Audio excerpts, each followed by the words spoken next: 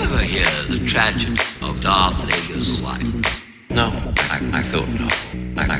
I thought not. Ever hear the tragedy of Master Windu? No, I thought not. I thought not. Do it. Do it. Now, do it. Hello again, one and all. Thanks again for clicking on my video. Again, I've got to appreciate everyone that's subscribing, liking, commenting, especially over on TikTok. You guys are joining the rebellion by your masses. Thanks for being here.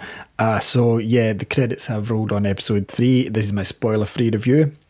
As you'll know if you've seen my previous video about the change of plans, I'm not going to be covering it in depth every week because I think it will loan itself to be covered as one whole project.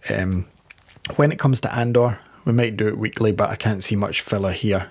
Anyway, wow, I watched a lot of that episode with my mouth open. It was epic. We seen some things that gave me chills. We got to see Vader, obviously. We actually got to see him being a lot more evil than we have in the past. I won't go into any further details than that. Obi-Wan as well. He was on another planet. He had to take a transport and he got some uncomfortable travel guests. Yeah, he's finding there's some help. There's a nice mention of a character that's one of my personal favourites that we've only seen once in live action before. It's just fantastic. Like, we're halfway through, and even though I kind of expected what happened this episode, it was incredible.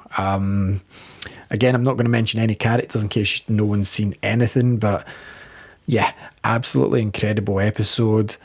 Like, next week's, I'm looking forward to seeing where they go next week. They're going to a certain place.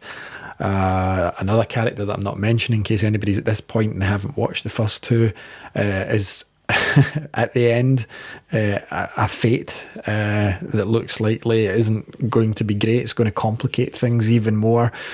I love that we're seeing actual practical effects for the alien creatures in this show as well. Even though the prequels were more CGI, this is kind of obviously borderline into the original trilogy. But yeah, I'm really liking it. I preferred the planet in the second one. I always just prefer the planets where it was like cities, like Coruscant. But the planet we got this week on the show was kind of almost like a salt mine kind of style place, kind of a colony there. I don't want to go into too much more detail, again, spoiler-free territory, but hopefully you're enjoying it. I can't wait to cover it as one complete thing once episode 6 rolled, because there's going to be no filler in this show. There hasn't been filler yet. I preferred Reva in this to the first two. In the first two episodes, it almost felt, I don't know what direction they were trying to take with the character, but this episode feels really settled. She kind of knows her place. She's aiming to please Vader, and I really enjoyed her portrayal this one. There was actually a really cool moment when she was walking in the Inquisitor base and they had a kind of subdued, soft rendition of the Imperial March that really worked superbly, like for that moment. To show that she's built it where she wants to be in the Empire. But I don't want to say anything else really, apart from go and watch the show. We've got a couple of videos in the works. We've got a Jedi Survivor. I keep calling that show Fallen Order 2, but it's Jedi Survivor video. And I've got a 3D video coming up soon as well, so keep your eyes out for them. Thank you very much if you subscribe to YouTube, or if you're following on TikTok. And if you're in TikTok and you haven't been over to the YouTube, go and check it out. And if you're on YouTube and haven't been to TikTok, go and say hi to the guys over there. Yep, so all I can say is hope you enjoy Obi-Wan Kenobi, and may the Force be with you always. Do it. Do it. Now, do it. Do it. The Jedi are taking over. Do it.